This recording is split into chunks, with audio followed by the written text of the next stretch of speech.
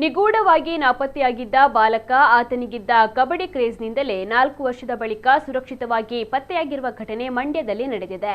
9ನೇ ತರಗತಿ ಓದ್ತಾ ಇದ್ದ ಕಿಶೋರ್ ನಾಪತ್ತೆಯಾಗಿದ್ದ ಬಾಲಕ ಈತನ ತಂದೆ ಮಂಡ್ಯದ ಮೊರಾರ್ಜಿ ದೇಸಾಯಿ ವಸತಿ ಶಾಲೆಗೆ ಬಿಟ್ಟಿದ್ದರು. ಮತ್ತೆ 20 ದಿನ ಬಿಟ್ಟು ಶಾಲೆಗೆ ಬಂದು ಮಗನನ್ನ ಊರಿಗೆ ಕರೆದುಕೊಂಡು ಹೋಗ್ತೇನೆ ಎಂದು ಅವರು ತಿಳಿಸಿದಾಗ ಆತ 20 ದಿನದಿಂದ ಶಾಲೆಗೆ ಬಂದಿಲ್ಲ ಎಂಬ ಉತ್ತರ ಸಿಕ್ಕಿದೆ.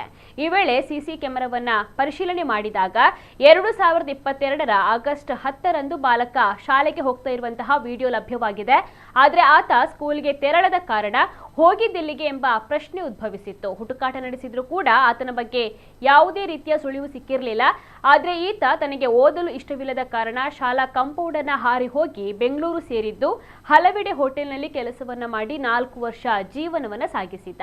ಇನ್ನು ಕಬಡ್ಡಿ ಮೇಲೆ ವಿಶೇಷವಾದ ಆಸಕ್ತಿ ಹೊಂದಿದ್ದ ಈತ ಸ್ಥಳೀಯ ಯುವಕರೊಂದಿಗೆ ಕಬಡ್ಡಿ ಆಡ್ತಾ ಇದ್ದ ವೇಳೆ ಪರಿಚಯಸ್ಥರ ಕಣ್ಣಿಗೆ ಬಿದ್ದಿದ್ದಾನೆ.